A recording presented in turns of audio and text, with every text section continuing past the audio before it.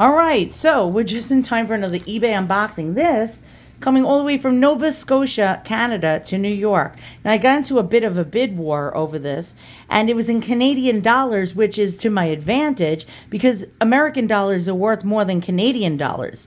So for a $100 item, it's only like $70 Canadian. So yeah, all right, let's get this open. At the last second, I swooped in there with 3 seconds left to the auction. The person that was the high bidder thought they had this in the bag, and I swooped from underneath them and took their treasure, and now it's mine. All right, I do these unboxings, by the way, just for documentation to make sure I don't get a box of lint. So we're gonna unbox this together in fast motion. Uh-oh. I hope it's not like a charger plug. That would be a nightmare. Thank goodness it wasn't a charger plug. I was very, very nervous about that. Wow, this is a beautiful jewelry box. It's solid, and it's got a beautiful, beautiful like velvet top. I could actually reuse this. I like reusing older jewelry boxes. And what we have here is a first class holy relic of Saint Maria Goretti. Now, I don't know what kind of relic this is, but we notice that we have clovers going around and a triangle, which signifies the Holy Trinity. And this is a first-class relic. First-class relic means body parts of the saint. We're gonna do a cutaway and watch an actual episode of what's that show? Oh, goodness gracious! Did I just say it like that? Good, how cringe. Porn stars, and why these things, like, to some people are creepy, but not to me. I like the creepier the better. And so a first class relic, again, is a part of the body of the saint. Second class relic is something they touched in life, or it could be a part of their coffin, a stocking, a piece of lint from their pocket, a pen that they wrote with, a chalice, a Bible. You get the drift. A third class relic is if I touch this jewelry box with the first class relic, it now becomes a third class relic. All right, so you get the gist. I'm going to get my loop out and try to see if we have an ex ossibus or ossibus or ex carne or a piece of the flesh or bone. Now, Saint Maria Goretti was made a saint on June 24th, 1950. And her mother, it was like the first time a mother was able to see her own child canonized as a saint. About 500,000 people showed up for this really amazing thing. Okay, this is about the 7th time I tried to make this video. It keeps showing up distorted. My camera has never given me this amount of problems. It seems like this relic is doing some weird things, and I'll show you the pulsation that it emits, like some kind of energy. But back to Maria Goretti. She died on July 6, 1902. She was murdered by a young man who was probably about 20 years old, who lived in the same farmhouse as her and her mother and her brothers and sisters. They all had to share a house because her father died when she was very young. She ended up becoming one of the youngest saints in Catholic history because this dirty, disgusting, filthy man, I can't say what he did on camera, basically had his sights set on her, and she kept rebuffing him. Alessandro Serenelli was his name. Dirty, disgusting, filthy pig. He could not get her out of his mind, and she kept, rebuffing him because she was very pious, and she was only 11 years old, and he did something to her, and she told him, "Oh my God, this is a mortal sin. You're going to go to hell. Please stop." And he refused to stop, and when she rebuffed him, he got so angry that he stabbed her 14 times in her heart, her lungs, and in her chest with an awl, which is like a leather punching tool. And yes, and she became canonized less than 50 years after her death for martyrdom for Christ. Basically not giving in to the whims of this disgusting, filthy pedophile pig. She became a holy Catholic saint of forgiveness because on her deathbed, as she was lay dying, the doctor asked who done this to her. She said, "Alessandro Serenelli, but please don't, I forgive him." She said, "I forgive Alessandro Serenelli. I want him to go to heaven with me. I want him in heaven with me." And so she is the saint of forgiveness. Boy, oh boy, do I give her credit, because I don't have that much love in my heart. I'm going to be completely honest with you, boys and girls. I have no clue what is going on right now. This thing is really strange. It's pulsating with some kind of energy. I'm not screwing around with the camera. There's no flashlights. There's no lights. It's just pulsating with energy, and it's creeping me out.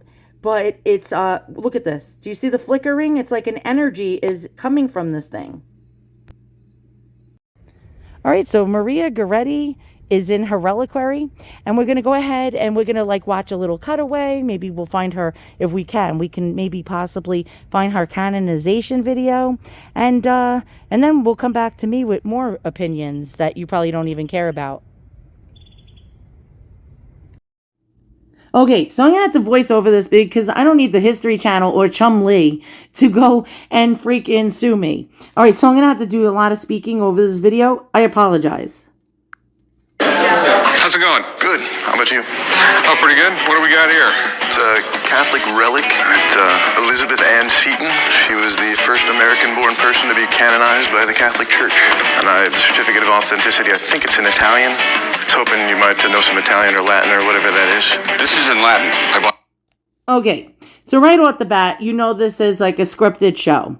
Basically, anybody, any Tom, Dick, and Harry can just go on Google Translate and in 5 minutes figure out what is written in this document. But Rick needed an expert for this one. Latin for dummies once.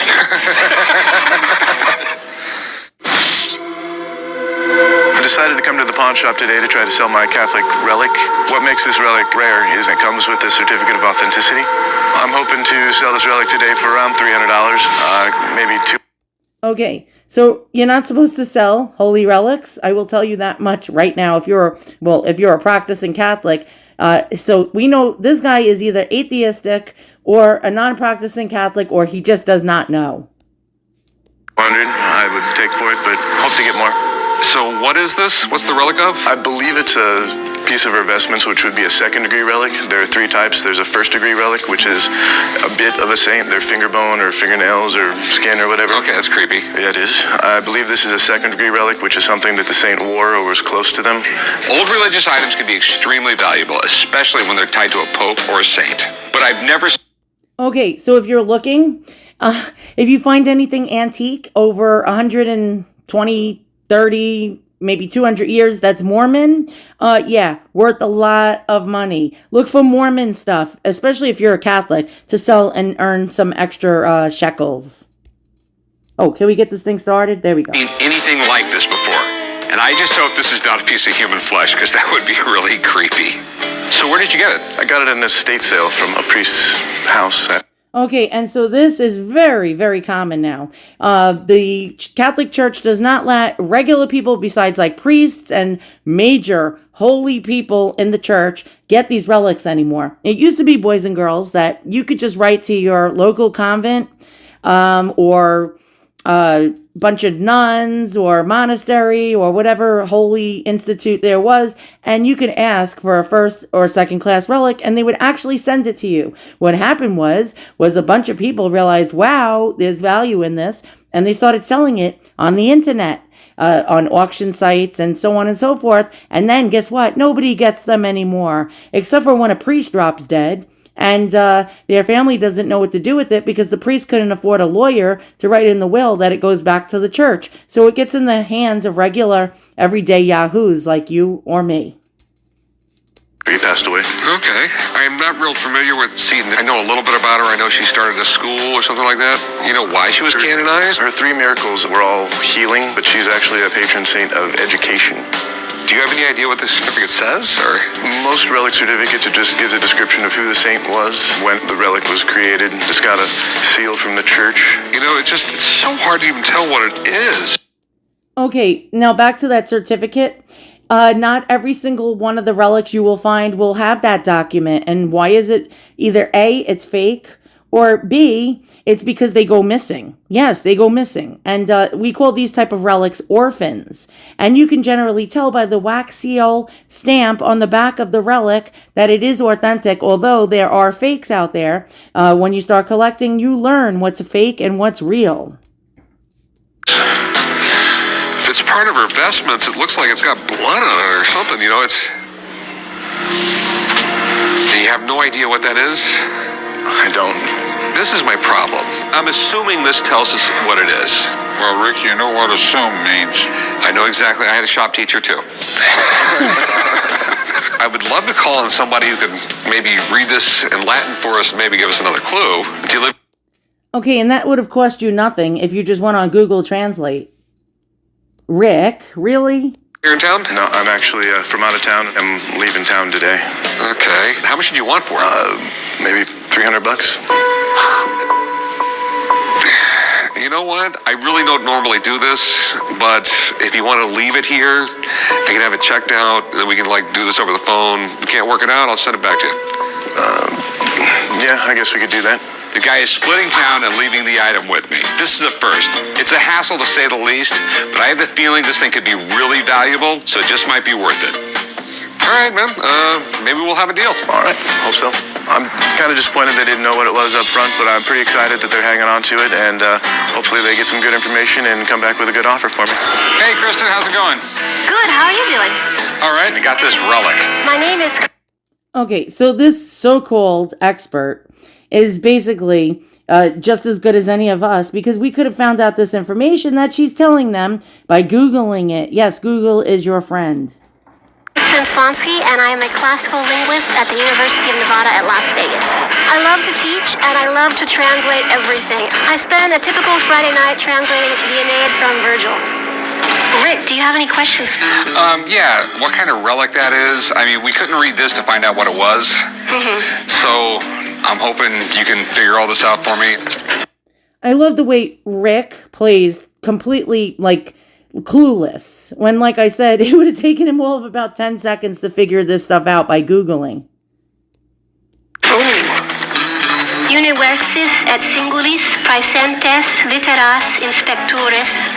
In the medieval ages, whenever you possessed a relic, that was considered a very important item, and they would only bring it out in very important events for blessings.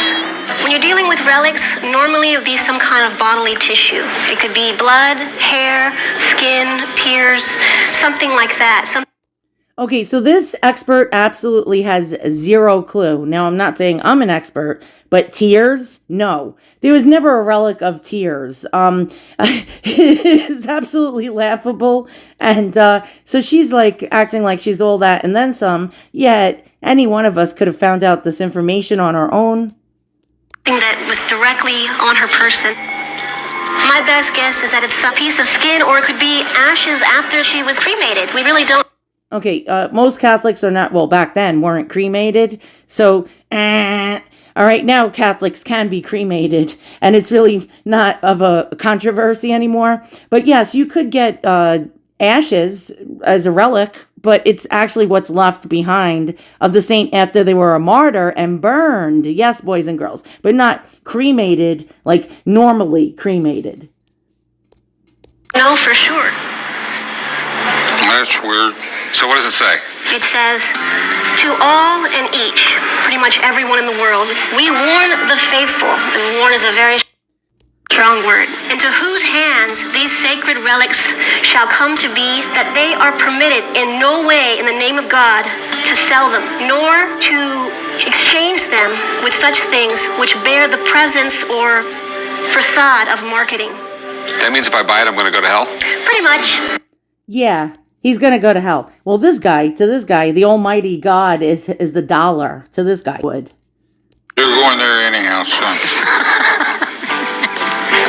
And even if you were going to buy it, there's no way of judging its monetary value because these things are never sold. There's no starting point. I'm all creeped out by it now anyway, so I'm not going to buy it. I really appreciate you coming in. Anytime. Thank you, young lady. We really appreciate it. Anytime. Thank you very much.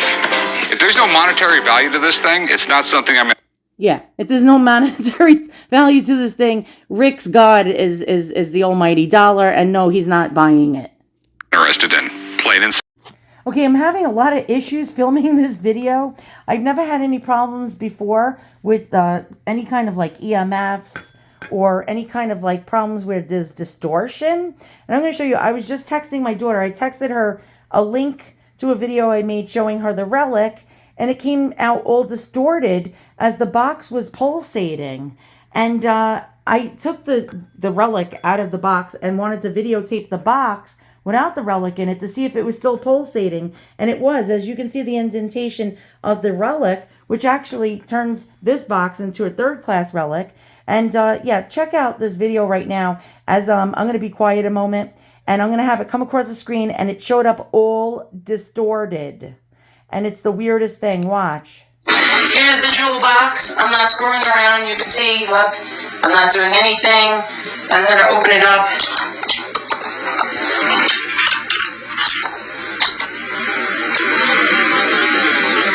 Nothing. Oh, it's pulsating.